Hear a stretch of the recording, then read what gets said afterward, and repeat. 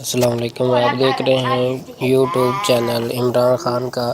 تقریب حلف برداری میں گارڈز آف آنرز نہ لینے کا فیصلہ۔ عمران خان نے کارکنان کو تقریب حلف برداری کے موقع پر ملک بھر میں کوئی بڑے جشن، تقریبات، ہوائی فائرنگ اور آتش بازی کا مظاہرہ نہ کرنے کی ہدایت دی ہے۔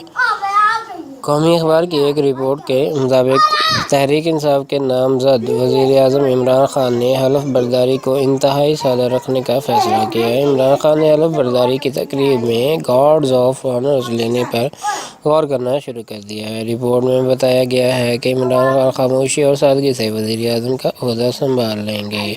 انہوں نے کارکنان کو بھی ہدایت کی ہے کہ تقریب حلف برداری کے موقع پر ملک بھر میں کوئی بڑے جشن، تقریبات، ہوائی فائرنگ اور آتش بازی کا مظاہرہ نہیں کیا جائے گا۔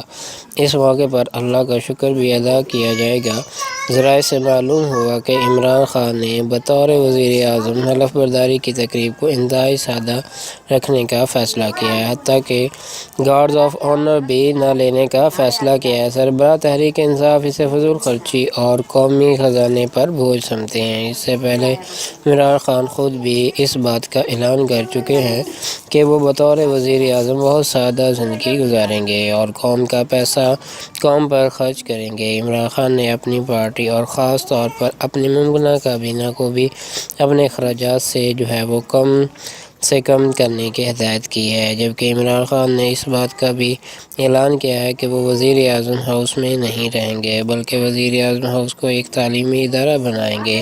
اور یاد رہے، پاکستان تحریک انصاف کے چیئرمین عمران خان کو بطور 19ویں وزیر اعظم حلف برداری کی تقریب 18 اگست کو ہونے کا امکان ہے، جس کے لیے مہمانوں کو دعوت نامے جاری کیے جانے کا سلسلہ جاری ہے۔ تحریک انصاف کے سینیٹر فیصل جاوید نے میڈیا سے گفتگو کرتے ہوئے بتایا کہ عمران خان نے بطور وزیر اعظم اپنی تقریب حلف برداری میں 3 سال بھارتھڑیہ کو مدعو کرنے کا فیصلہ کیا۔ امید کرتا ہوں آپ کو میری ویڈیو پسند آئی ہوگی، اور مزید ویڈیو دیکھنے کے لیے، لیٹسٹ ویڈیو دیکھنے کے لیے میرا چینل ضرور سبسکرائب کیجیے۔